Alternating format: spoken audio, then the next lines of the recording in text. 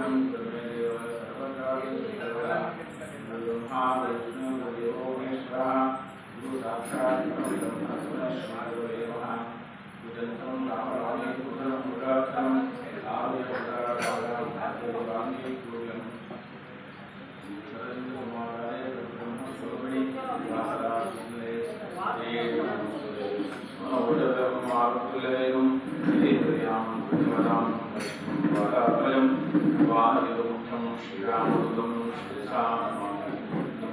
नरसिंहाय नमस्ते वधुवेणे नमस्ते पद्मनेत्राय नमस्ते प्रहारिणे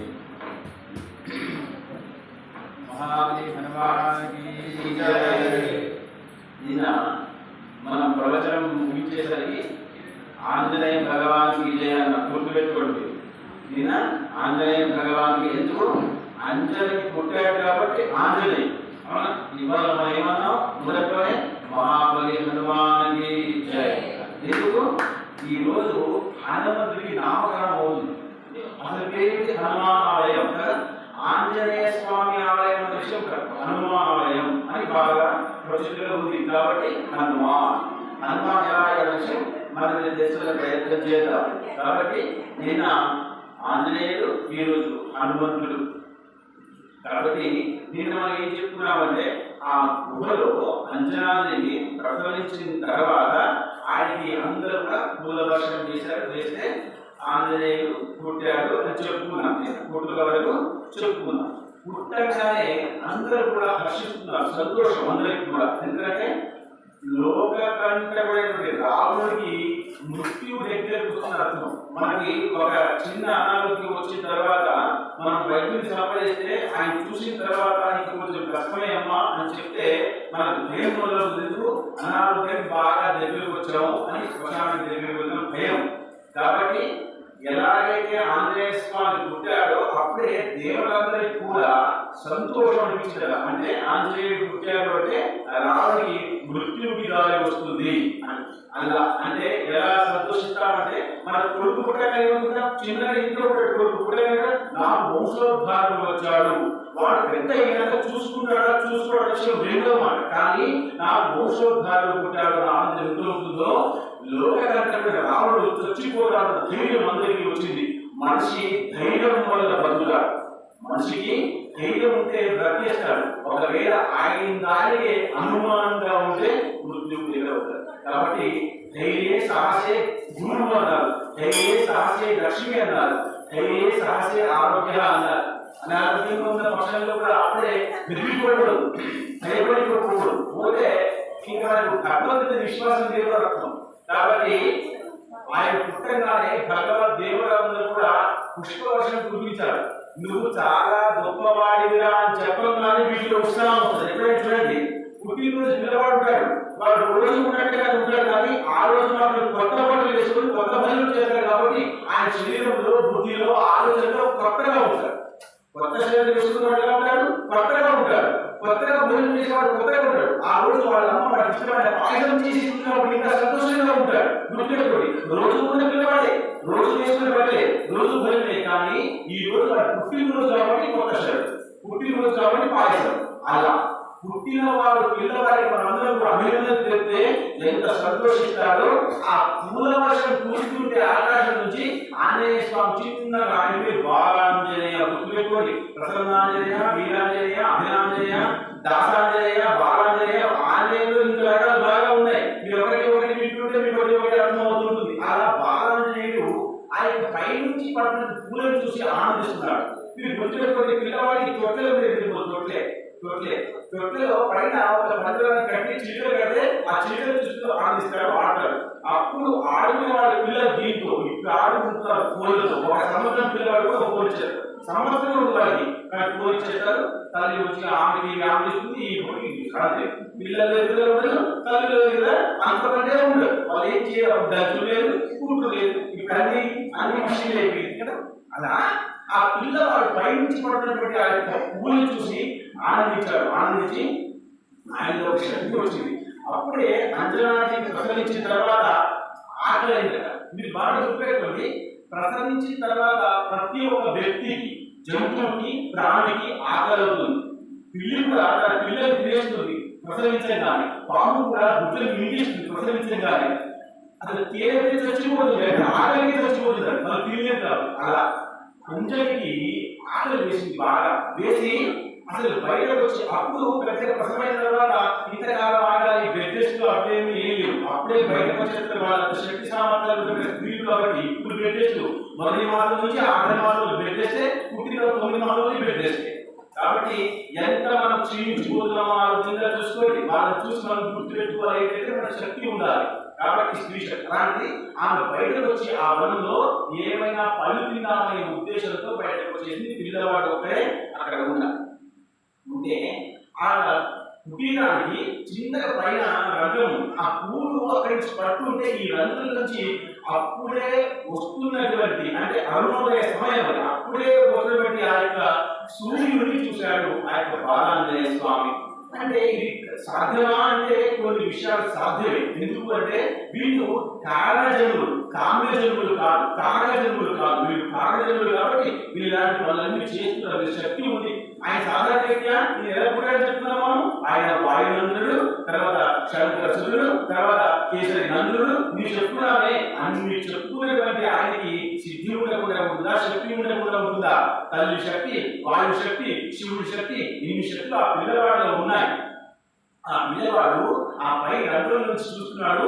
సూర్య భగవానుడు అప్పుడే ఉదయిస్తున్నాడు. అరుణోదయం కాబట్టి ఎర్రగా మంచి పడులాగా ఉంటాడు. ఈయన కూడా అందులో వేస్తారు. తల్లి లేదు అక్కడ చూశాడు. చిన్న పిల్లవాడికి పాలు తాగాలని చెప్పాల్సిన అవసరం లేదు. చూడండి, చిన్న పిల్లవాడు పుట్టగానే సన్నం పట్టేస్తే పాలు తాగిస్తాడు. ఎలా లాక్కోవాలి, ఎలా తీసుకోవాలి అన్ని కూడా భగవంతుడే నేర్పిస్తాడు. చాలా విషయాలు భగవంతుడే నేర్పిస్తాడు. అప్పటిదాకా తల్లికి పాలు రావు, అప్పుడే తల్లికి పాలు వస్తాయి. పాలు తాగడం ఎలాగో పిల్లవాడికి నేర్పిస్తాడు భగవంతుడే. పిల్లవాడు పాలు తాగాడు. కొంచెం వయసు వచ్చిన తర్వాత ఇంకా పాలు అవసరం లేదప్పుడు పాలు తాగడానికి వెళ్ళిపోతాడు. అవునా? దానికి ఏ మిషన్ అవసరం లేదు, దానికి టెక్నిక్ అవసరం లేదు, కంప్యూటర్ అవసరం లేదు. అంతా పరమాత్ముడే. ఎప్పుడైతే మనం పరమాత్ముడే పడుతూ ఉంటామో అన్ని ఇలాగే సాగుతాయి. బాగా గుర్తుపెట్టుకోండి. కాబట్టి ఆయన ఆగేసింది, ఆయన బయటకు వచ్చాడు. వచ్చి రాగానే ఆయన అదే పెద్దగా కనబడుతుంది. కాబట్టి చూడండి, పిల్లవాడు కింద పడుకుని ఉన్నప్పుడు పక్క ప్రపంచం ఏం కనబడదు, పైభాగమే కనబడదు. మనం కింద పడుతున్నప్పుడు మన పైభాగం అలాగే ఆ పిల్లవాడి పైభాగం కనబడింది. బయట అలాగే వచ్చాడు, చూసే పైన చూశాడు. కాబట్టి ఆ సూర్యుడు కనబడ్డాడు. నేరుగా ఆ సూర్య భగవాన్ దగ్గరికి ఉద్గానం చేశాడు, అంటే ఎదురు దూకాడు కదా. ఎలా సాధ్యం? భగవంతుడికి అన్ని సాధ్యమే. దూకాడు, అక్కడ దాకా వెళ్ళాడు. ఏంటి ఆశక్కడ? ఏదో చేద్దాం కాదు, ఏదో తినేద్దాం అన్న ఆలోచన దేనికైనా చేస్తుంది. పైన ఉన్నటువంటి జాంపని తెలుపుకుందామనుకుంటే మనకు అందలేకపోతే కట్టె పట్టుకుంటాం, ఇంకా అందకపోతే నిచ్చెన వేసుకుంటాం, ఇంకా అందకపోతే ఇంకో పొయ్యి పట్టుకుంటాం. తిందామన్న ఆలోచన వచ్చినప్పుడు ఖచ్చితంగా తెలుపుకుంటాం. అవునా? అలా ఆయనకు ఆలోచన వస్తుంది. కాబట్టి అక్కడ దాకా వెళ్ళాడు. వెళ్ళగానే సూర్య భగవాన్ అనుకుంటున్నాడు, ఈయన శివుడు. బాగా గుర్తుపెట్టుకుని ఈ కథలో దేవుడు శివతత్వము, శివ యొక్క తత్వము, శివుడి 11 అవతారము, రామకార్యం కోసం వచ్చేవాడు. కాబట్టి మనం మన వేడిని తగ్గిద్దామని ఆ సూర్య భగవానుడు అప్పుడప్పుడే వెలుగులు వస్తున్నాడు. కాబట్టి ఆ వేడిని కూడా తగ్గించి అందం మాత్రమే కనబడుతుంది. కాబట్టి ఇంకా దగ్గరికి వెళ్ళాడు, పట్టుకునే ప్రయత్నం చేశాడు. అప్పుడే అక్కడికి రాహు పరిగెత్తుకుంటూ వచ్చాడు. నవగ్రహాల్లో రాహువులు, కేతువులు ఉంటారు. మనకి ఎప్పుడు చంద్రగ్రహణం, సూర్యగ్రహణం ఉంటుంది, వినాలి. గ్రహణం వచ్చి అన్ని మూసుకొని పెట్టుకుంటాం అన్ని కూడా. అలాంటి గ్రహణానికి పడుతుంది రాహు గ్రస్త సూర్య గ్రహణము, కేతు గ్రస్త ఆ సూర్య గ్రహణం అంటామా. అలాంటి రాహు పరిగెత్తుకుంటూ అక్కడికి వచ్చాడు. సూర్యుని పట్టుకునేటువంటి అధికారము నా ఒక్కరికే ఉంది. బాగా వినండి, సూర్యుని పట్టుకునే అధికారము నా ఒక్కరికే ఉంది, మిగతా వాళ్ళు కూడా పట్టుకోకూడదు. అలాంటి ఈ పిల్లవాడు ఇక్కడ దాకా వచ్చి ఆ సూర్యుని పట్టుకుంటున్నాడే అని గబగబా పరిగెత్తుకుంటూ వెళ్ళి, ఎవరు నువ్వు అంటే ఆయన మాటలు వింటున్నాడు. సూర్య భగవాన్ మాటలు మాట్లాడి మౌనంగా ఉన్నాడు. కాబట్టి ఈ రాముడు మాట్లాడుతున్నాడు. కాబట్టి ఆ పిల్లవాడు ఏం చేశాడు, ఎక్కడ శబ్దం వస్తుందో, ఎక్కడ ఇంకా అందంగా కనపడుతుందో ఒక వస్తువులు వదిలిపెట్టి ఇంకో వస్తువులు పట్టుకుంటారు. పిల్లవాడి దగ్గర 10 ఆట వస్తువులు వేస్తే ఏదైతే అందంగా ఉంటుందో, అలంకారంగా ఉంటుందో, ఏదైతే శబ్దయుక్తంగా ఉంటుందో దాన్ని పట్టుకుంటారు. ఇక్కడ శబ్దం వస్తుందా, ఇక్కడ పట్టుకుంటాడు. ఈ శబ్దం పోయినా ఇక్కడ శబ్దం వస్తే పట్టుకుంటాడు. ఇప్పటిదాకా సూర్యుడు పట్టుకుందా ఉంటున్నాడు, కానీ సూర్యుడు దగ్గర శబ్దం లేదు, అందరూ మాత్రమే ఉంది. కానీ రాముడు మాట్లాడదు లేదా, నువ్వు ఎవరు ఇక్కడికి వచ్చావని చెప్పగానే ఆ సూర్యుడు వదిలిపెట్టేసి రాహుల్ పట్టుకుంటాడు. రాహుల్ భయపడ్డాడు. ఇదేంటి ఇక్కడ దాకా వచ్చిన తర్వాత నన్ను పట్టుకునే ప్రయత్నం చేసి భయపడి అయిపోయి ఆయన నేరుగా ఇంద్రుడి దగ్గరికి పారిపోయాడు. ఇక్కడి నుంచి రాహుడు వెళ్ళిపోయాడు కాబట్టి ఇక్కడ ఉన్న మన సూర్య భగవానుడు ఉన్నాడు. మళ్ళీ పట్టుకునే ప్రయత్నం చేస్తాడు. పట్టుకునే ప్రయత్నం చేస్తే అప్పటికే రాహుడు ఇంద్రుడి దగ్గరికి వెళ్ళి, ఇంద్రుడు దేవాది దేవుడు, అందరూ దేవుడికి అధిపతి ఇంద్రుడు, రాజు దేవుడి దగ్గర బృహస్పతి గురువయ్యాడు ఇంద్రుడు ఆ యొక్క దేవాలు. కాబట్టి అక్కడికి వెళ్ళి, అయ్యా ఇది భగవంతుడి యొక్క సృష్టిలో విషయాలు జరుగుతున్నాయని కూడా నేను పట్టుకోవాల్సిన సూర్యుని ఆ యొక్క పిల్లవాడు పట్టుకుంటున్నాడు. కాబట్టి మీరు ఒకసారి రండి అంటే అలాగే పట్టుకుంటున్నాడు. మన నియమాన్ని, సిద్ధాంతాన్ని, విధానాన్ని పాడు చేయకూడదు, నేను వస్తానని చెప్పేసి ఐరావతం కాస్త ఏనుకుంటుంది. ఐరావతం కళ్ళగా ఉంటుంది. ఇది ఎప్పుడైతే భగవంతుడు ఆయనకి బలం ఇచ్చాడు ఇంద్రదేవుడికి, ఎప్పుడైతే సముద్రమంగా అప్పుడు వచ్చిన ఐరావతం, ఆ ఐరావతంలో కూర్చుని వజ్రాయుధాన్ని తీసుకొని అక్కడికి వచ్చారు. సూర్య భగవాన్ దగ్గరికి వచ్చారు. సూర్య భగవాన్ దగ్గరికి రావాలి అంటే అందరికీ భయమే. సూర్యుడి దగ్గరికి రావాలంటే కష్టం. ఎందుకంటే మెల్లగా మెల్లగా మెల్లగా ఆయన వెళ్ళి ఇంకా కూర్చుంటుంది కాబట్టి, ఇంకా సమయం అవుతుంది కాబట్టి మనం అక్కడ వెళ్ళలేము కాబట్టి. కానీ ఈయనకున్నాడు భగవంతుడి యొక్క విధానాన్ని మార్చేస్తున్నారు కాబట్టి నిజాన్ని రాహులతో పాటు ఇంద్రుడు ఆ యొక్క ఐరావతం దగ్గరికి అక్కడికి వెళ్ళాడు. ఇల్లు చూస్తుంటే ఆ పిల్లవాడు ఆ తెల్లగా ఉన్నటువంటి ఏనుగు చూసి కూర్చోబడ్డాడు. సూర్యుని వదిలిపెట్టాడు, మళ్ళీ ఏనుగు దగ్గరికి వస్తున్నాడు. ఏనుగు అంటే ఏనుగు కదులుతుంది, మాట్లాడుతుంది, కొండ పైకి చేస్తుంది. పిల్లవాడికి ఆనందంగా ఉంది, పట్టుకునే ప్రయత్నం చేస్తున్నాడు. పట్టుకునే ప్రయత్నం చేసి ఆ ఏనుగు పట్టుకుందామనేసరికి ఇంద్రుడికి కోపం వచ్చింది. ఏంటంటే అసలు ఈయన భయపడాడు. ఒకవేళ వ్యక్తి ఏముంటే విషయం లేదు, శక్తి ఏముంటే విషయం లేదు, దేవుడైతే విషయం లేదు, ఇది దేనికి సంధానం లేకుండా ఉన్నాడే అని ఆయన కోపం వచ్చింది. ఎవరు నువ్వు అన్నారు. ఏం మాట్లాడలేదు, చిన్నపిల్లవాడు కాబట్టి ఏం మాట్లాడలేదు. మాట్లాడకుండా అది కావాలి అది కావాలి అని అంటున్నాడు. అంటే పంచముఖ, మీరు భగవంతుని చూడండి, పంచముఖాలు ఉంటాయి. ఆయన ఏమంటాడు? పంచముఖాలు చాలా గుర్తుపెట్టుకోండి, కథలు ఉంటాయి కథలు. ఆయన అది కావాలి అది కావాలి అది కావాలి, ఈ 5 ముఖాలే ఆయనకి మళ్ళా వరాహ, నరసింహ, హయగ్రీవ, హనుమంత, నరసింహ అవతారాలు వచ్చాయి. ఆయన ముఖంలో అన్ని అవతారాలు ఉన్నాయి కదా. మీరు పంచముఖాలు చూడండి చిత్రపటాల్లో. అది కావాలి, సూర్యుడికి కావాలి అంటున్నాడు. అంటూ ఉన్నప్పుడు ఇంద్రుడికి బాగా కోపం వచ్చింది. నేను దేవాదేవుడు వచ్చాను, నన్ను మాట్లాడకపోతే అది కావాలని చెప్పి ఆ వజ్రాయుధం తీసుకొని ఆయన బాగా గట్టిగా కొట్టాడు. మీరు చాలా విషయాలు పురాణం వింటున్నప్పుడు గుర్తుపెట్టుకోవాలి. ఇలా జరుగుతుంది అంటే ఏదో లోక కళ్యాణం జరుగుతుంది అని అర్థం.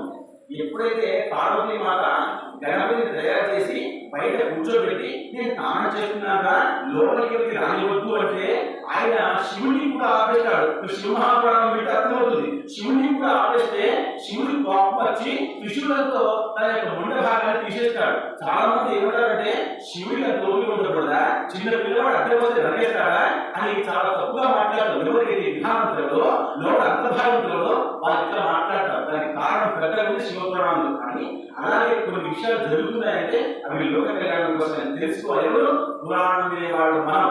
వాళ్ళు ప్రశ్న చేస్తే మనం విడతల పెట్టుకోకూడదు. ఆ ప్రశ్న సమాధానం మన దగ్గర ఉండాలి అంటే పురాణం వినా. 70 పురాణం, 18 పురాణాలు ఉన్నాయి. క్షమించాలి, 18 పురాణాల పేర్లు కూడా మనకు తెలియవు. మనం ఎట్లా ముందు కదా 18 పురాణాల పేర్లు తెలియదు మనం చెప్పలేదు. ఎందుకంటే మనం వినంటారు, మన సమయం కాదు.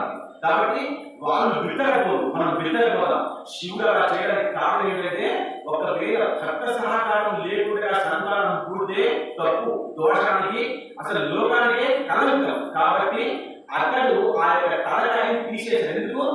ఒక పార్వతీ మాత యొక్క మట్టితోనే ఆ యొక్క చెముడుతోనే తయారయ్యాడు కాబట్టి పార్వతీ మాత అంశం మాత్రమే ఉంది కాబట్టి శివుడు లేకుండా గణేశుడు పుట్టే ఉపయోగం కాదు కాబట్టి ఆ తలను తీసేశాడు. తీసేసిన తర్వాత వల్ల ఉత్తర భారతంలో ఉన్నటువంటి ఆ ఏనుగు తీసుకొచ్చి ఏనుగు తలను పెట్టి అప్పుడు గజాన్ని చేశారు. పెట్టినప్పుడు శివుడు మంత్రం చెప్పాడు కాబట్టి ఆ తల ఆయన తీసుకొచ్చాడు కాబట్టి అప్పుడు ఇద్దరి భాగం దాంట్లో వచ్చింది కాబట్టి అప్పుడు ఆ యొక్క గణపతి ఇద్దరికి కొడుకు ఒక్కరికి కొడుకు పనికిరాదు కాబట్టి అందరం ఈ అర్థాన్ని పట్టుకుని మనం బాగా చెప్పగలిగితే మనం పురాణం విన్న వాళ్ళు అవుతాం. అలాగే ఆ యొక్క వజ్రాయుధాన్ని పట్టుకుని ఆ యొక్క అంజనీ కుమారుడికి కొట్టాడు ఇంద్రుడు. సరేనా? ఇంద్రుడు కొట్టంగానే అది వజ్రాయుధం కాబట్టి ఆ యొక్క ఆంజనేయుడు కింద మీరు వింటుండండి. ఆంజనేయుడు ఆంజనేయుడు అంటారు, ఎందుకంటే హనుమరాజు కాబట్టి. అలా ఆయన అక్కడి నుంచి కింద పడిపోయి కింద ఎక్కడైతే కుటీరం ఉందో ఆ కుటీరం దగ్గర పెద్ద రాయి ఉంది. ఆ రాయి మీద ఈ భాగంలో పడిపోయాడు. ఇది సంస్కృతంలో దీన్ని హనుమము అంటారు. హనుమము అంటే ఈ భాగం, దవడ భాగం హనుమము అంటారు. అయితే ఈ భాగంలో పడిపోయి ఇది బాగా ఉబ్బిపోయింది. అందుకనే ఈ స్వామివారి ఈ భాగం అంతా ఉబ్బి ఉంది. ప్రతి ఒక్క దానికి మనం కోరిక అని తీసివేయకూడదు. మీరు ఒక మాట గుర్తుపెట్టుకోండి. పురాణ విషయంలో కోరిక అంటే వాళ్ళకి రాజ్యం లేదా, సంసారం లేదా కదా. వాళ్ళకి రాజ్యం ఉంది, సంసారం ఉంది. కిష్కింద అంటే కిష్కిందకు రాజు కదా, ఎవరు? సుగ్రీవుడు. ఆయన కోరిక మరి కోరికకి రాజ్యం ఉంది అంటే వాళ్ళు అప్పట్లో నలుగుతో సమానమే, దీనికి అనుమానం లేదు.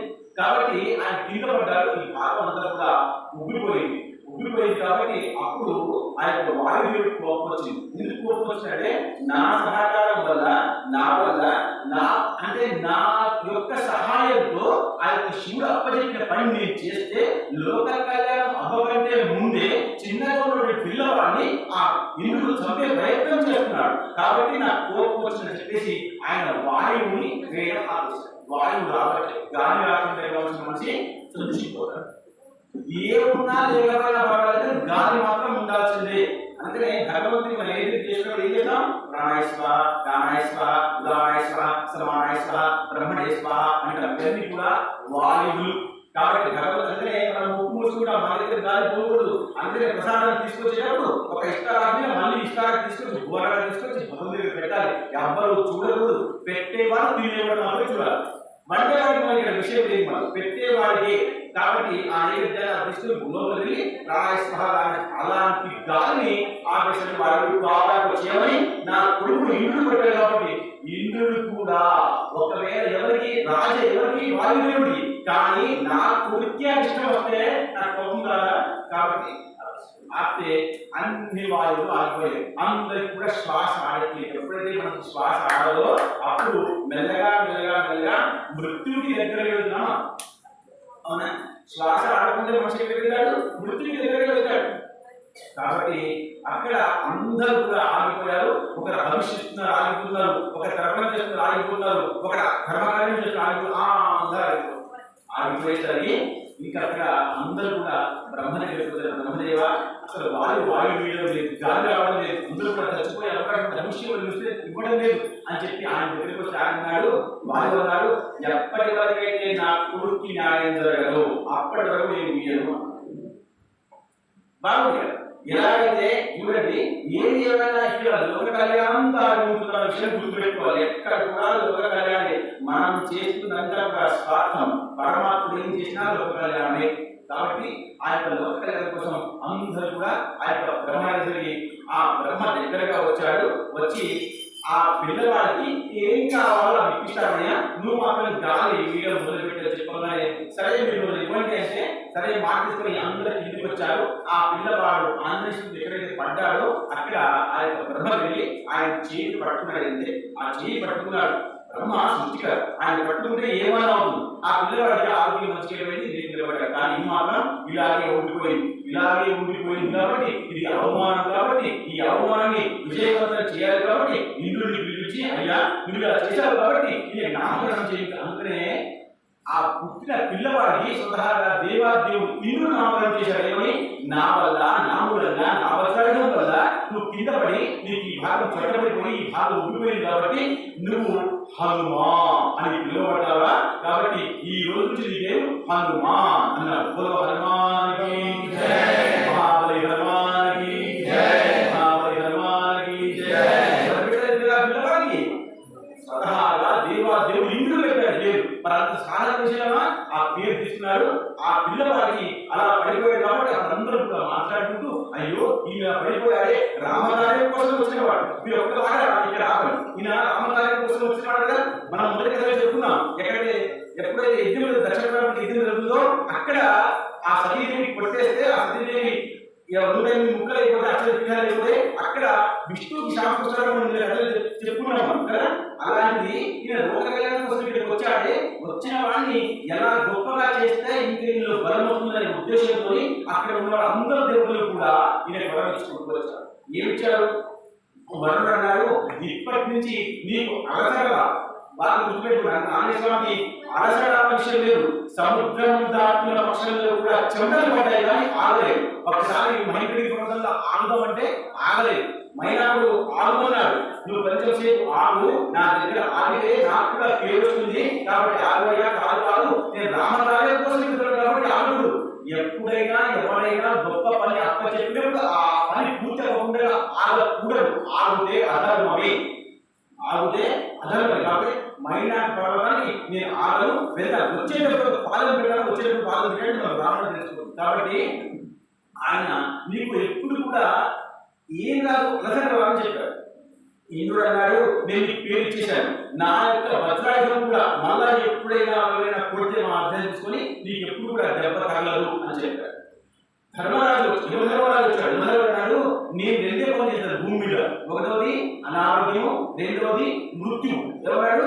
ఒకటోది అనారోగ్యము, రెండవది మృత్యువు. కానీ నీకు ఇప్పటి నుంచి ఎప్పుడు కూడా అనారోగ్యం కలగదు, మృత్యువు రాదు. బాగా గుర్తుపెట్టుకోండి, ఆంజనేయ స్వామి మృత్యువు లేదు. ఆంజనేయ స్వామి చిరంజీవి కదా, కాబట్టి ఆంజనేయ స్వామికి ఎప్పుడు కూడా అనారోగ్యం అవ్వదు, మృత్యువు రాదు. దాని తర్వాత ఒక్కొక్కళ్ళు ఒక్కొక్క వచ్చారు. బ్రహ్మ కూడా ఏమన్నాడు, నీకు ఎప్పుడు కూడా బ్రహ్మాస్త్రం పట్టుకోదు అన్నాడు. అంటే రామ కళ్యాణం కోసం వచ్చిన వాడికి మొదట్లో ఎవరైతే కష్టాలు ఉంటాయో తర్వాత వాళ్ళకి సుఖాలు ఉంటాయి, గుర్తుపెట్టుకోండి. కాబట్టి ఇప్పుడు అంతా కష్టపడుతున్నాడు, దెబ్బలు పడ్డాడు, ఇంటికి వచ్చాడు, అక్కడి నుంచి వచ్చాడు, కింద పడ్డాడు, దెబ్బలు తగ్గాయి. కానీ ఈ దెబ్బల్ని పట్టుకుంటేనే కదా అందరూ రావాలిస్తారు. కాబట్టి ఇది కూడా అంటున్నాడు కూరుకున్నాడు. ఇక్కడ గుర్తుపెట్టుకోండి, ఇక్కడ నామకరణం అయిపోయింది. హనుమంతుడు అన్నారు, హనుమంతుడికి అన్ని వరాలిచ్చాడు. హనుమంతుడు అంజనాదేవి అక్కడ కేసరి నందుతో సహా అందరూ కూడా ఆ యొక్క వనంలో అందరూ ఉంటున్నారు. ఉంటే ఇక్కడ కథ ఏంటంటే ఈ శివుడు ఏమనుకుంటున్నాడు అంటే, ఎవరు పుట్టారు ఇక్కడ? శివుడు పుట్టాడు కదా. మనం అనుకున్నాం, శివుడు ఏమంటున్నాడంటే అసలు రావణుడు నా భక్తుడు. మీరు బాగా రామాయణం చేయండి. రామాయణం అంటే శివుడు ఎప్పుడు కూడా రావణుడు ఎంత బాగా భక్తి చేస్తాడో అన్న విషయమే ఆలోచిస్తుంటాడు. రావణుడు ఎప్పుడు కూడా నేను శివుని మాత్రమే భక్తిగా చేయాలని అనుకుంటున్నాడు. ఎప్పుడు పరమ భక్తులు, అతి పరమ భక్తులు రావణుడే. మీరు నా మాట బాగా పట్టుకుని అర్థమవుతుంది. అసలు భక్తుడుగా ఉన్నటువంటి రావణుని చంపడానికి శివుడు ఆంజనేయ అవతారంగా వచ్చాడు. మీరు అర్థమవుతుంది కదా, బాగా చూడండి. అసలు భక్తుడు ఎవరు? రాముడు పరమభక్తుడు కదా శివుడికి. కానీ ఆ శివుడే ఆ రాముడిని చంపడానికి రాముడికి సహాయం చేయడం కోసం ఆంజనేయుడిగా వచ్చాడు. ఏమిటి కారణం తెలుసా? ఎంత భక్తి ఉన్నా అధర్మం చేయకూడదు. చాలా పెద్ద భక్తులు కాబట్టి రోజు 3 సార్లు గుడి వస్తారు కాబట్టి ఇష్టమైన పని చేయకూడదు. అధర్మమైన పని చేస్తే దేవుడుగా క్షమించదు. అలాంటి నా భక్తులు మితిమీరిపోతున్న ఉద్దేశంతోనే అక్కడ ఆ యొక్క శివుడు అంజనీయుడుగా హనుమంతుడుగా ఇక్కడికి వచ్చి అక్కడ మాటిచ్చాడు కాబట్టి ఇక్కడికి వచ్చాడు. అంటే తన భక్తుని తనే తన ద్వారా చంపుతున్నాడు. మీరు కథ లోపలికి ఆంతర్యం పట్టుకుంటే అర్థమవుతుంది, లేకపోతే అర్థం కాదు. అవునా కదా? మీరు ఎప్పుడైనా ఎప్పుడు కూడా రావణుడు తన తల్లి కోసం అక్కడికి వెళ్ళి కైలాసానికి వెళ్ళి ఆత్మబలంగాన్ని తీసుకొచ్చి ఇంటి దాకా తీసుకురాలిపోయాడు. గోకర్ణంలో అక్కడ గోకర్ణ మహాపురుషుడు పెద్ద క్షేత్రం ఉన్నా అక్కడ ఆగిపోయింది. అక్కడ వినాయకుడు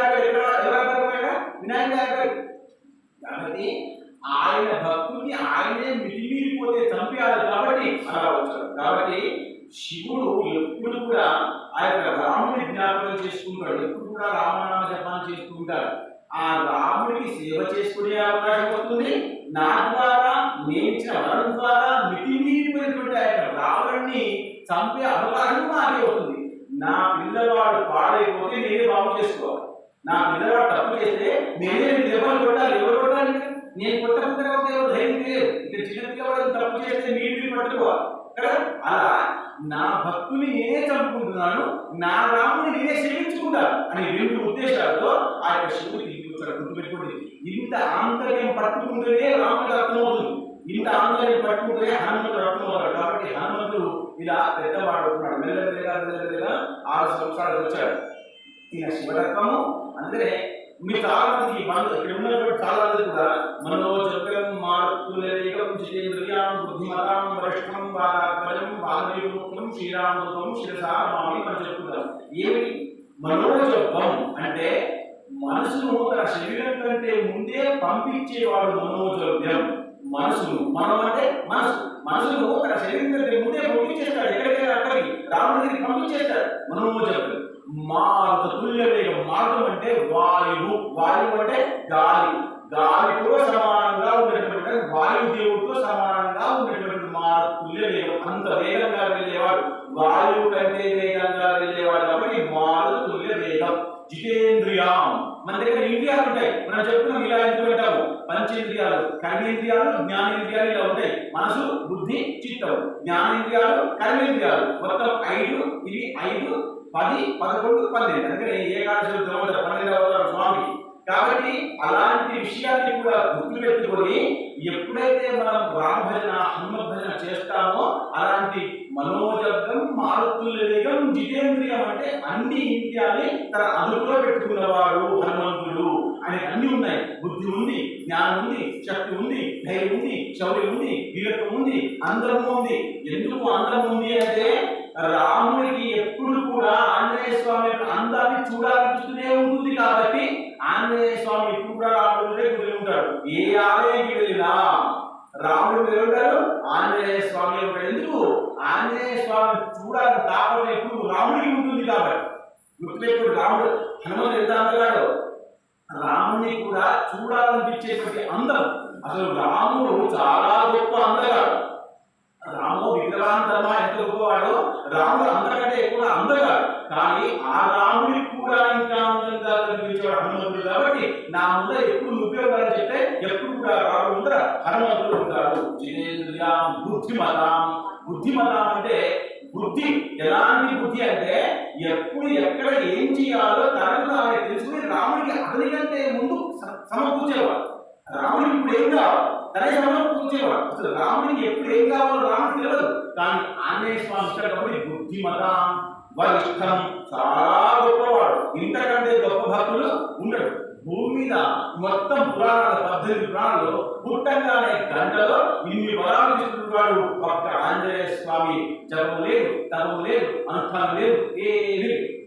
కాబట్టి వరిష్టం వాకాత్మజం. వాకము అంటే కూడా గాలి. గుర్తుపెట్టుకోండి, సంస్కృతం భాష గురించి తెలిసి ఉందా?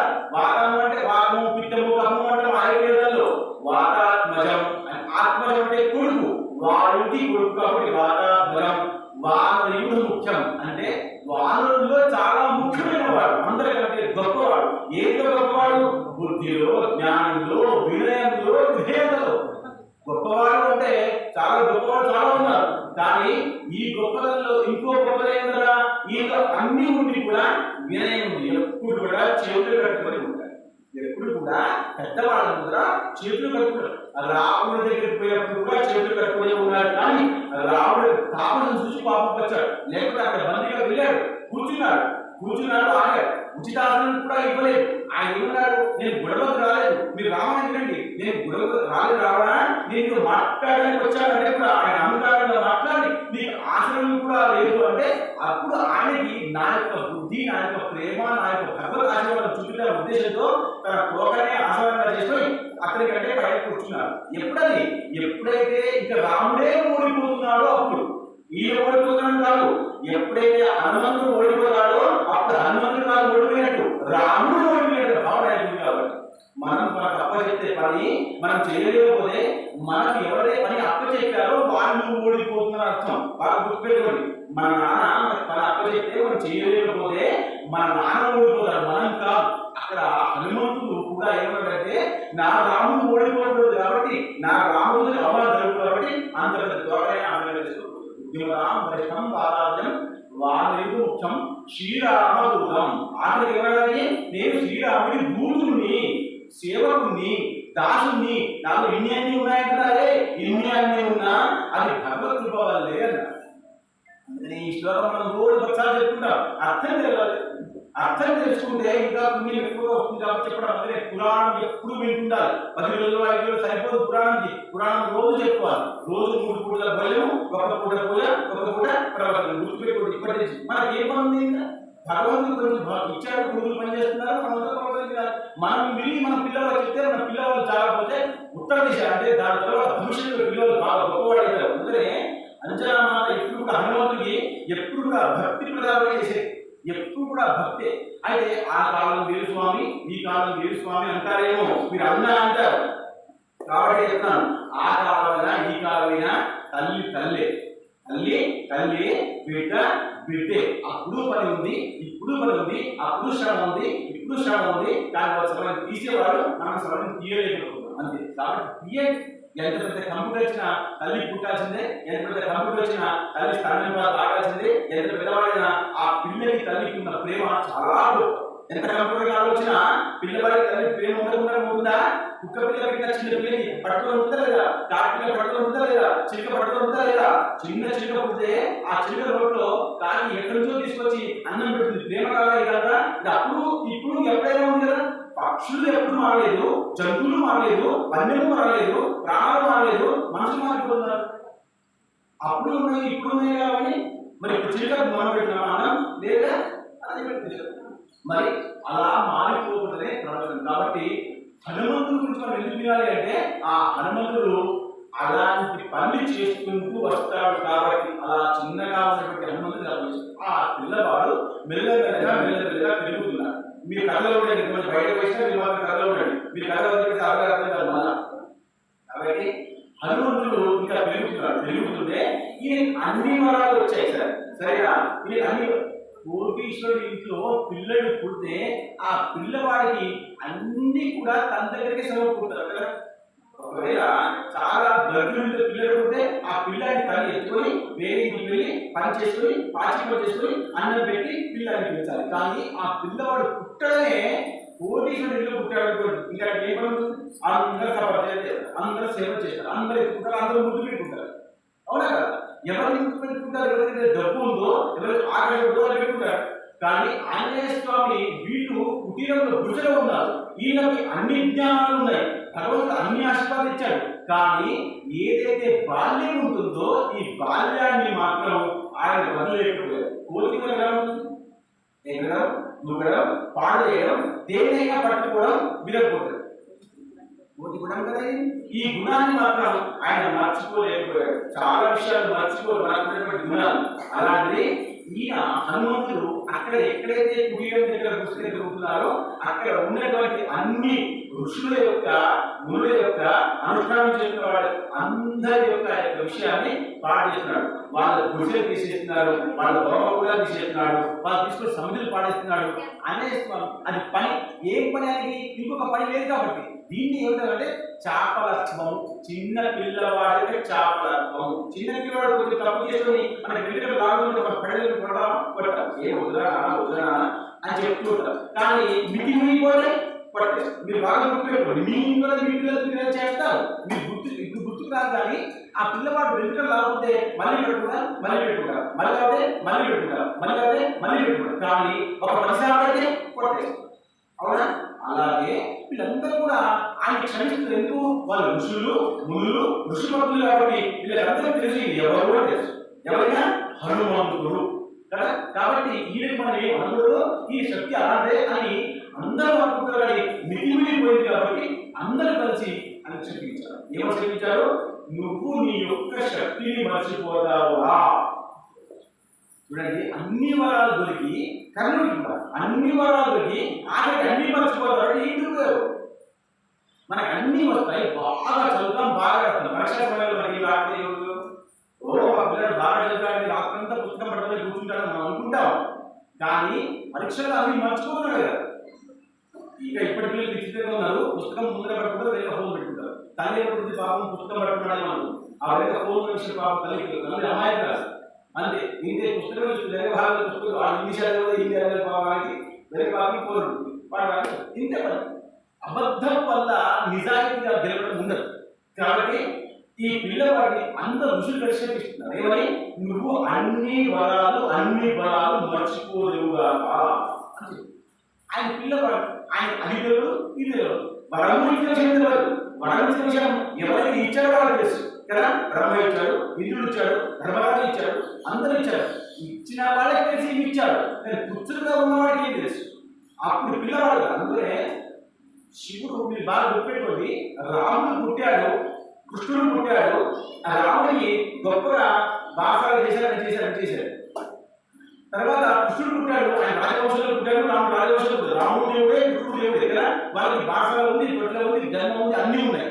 మరి శివుడికి ఉందా భాష కదా? లేదు కదా. కాబట్టి ఆయన ఎందుకంటే నా లాగా నా అంశం ఆంజనేయ స్వామికి అన్నీ జరగాలనుకున్నారు కాబట్టి ఆంజనేయ స్వామిగా పుట్టి అన్ని కూడా కార్యక్రమాలు చేస్తాం. అంటే మనం హనుమాన్ జన్మ చేస్తామా చేయమా అది. కాబట్టి శివుడు కూడా ఏమన్నాడు, నేను కూడా పుట్టాలి, నాకు కూడా భాష రావాలి, నాకు కూడా పేరు పెట్టాలి అని అనుకున్నాడు. కాబట్టి అలా ఈ రకంగా వచ్చాడు తిరిగి. అందరూ చెప్పించారు, అందరూ శాపాలు తీసేస్తున్నారు. ఆయనకి ఏం జ్ఞాపకం లేదు కాబట్టి ఆయన కొంత పనులు చేస్తూనే ఉన్నారు. చేస్తుంటే ఒకరోజు అందరూ కూడా పెద్ద యాగం చేద్దామని వాళ్ళ సభ్యులను తీసుకొచ్చి కూర్చుంటే ఆంజనేయ స్వామి అలా వచ్చాడు.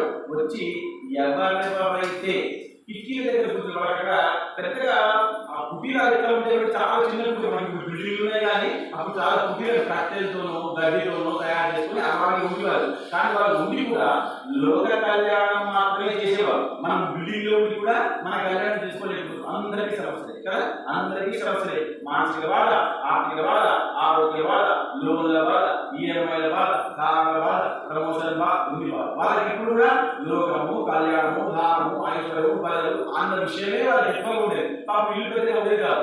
కిటికీ దగ్గర కూర్చొని ఇలా కూర్చొని అనుష్ఠానం చేస్తుంటే ఆంజనేయ స్వామి వెనక నుంచి వచ్చి ఈ జుట్టు పట్టి లాగుతూ ఉంటే ఎప్పుడైనా ఈ బ్రహ్మం విడిపోయింది అంటే మళ్ళీ కట్టుకోవడానికి మంత్రం పడుతుంది. ఇంకా పెద్ద ముడి చాలా మంది దేవి మనం పట్టుకోవట్లే. ఈ ముడి విడిపోయింది అంటే కష్టమే, జంగం విడిపోయింది అంటే కష్టమే.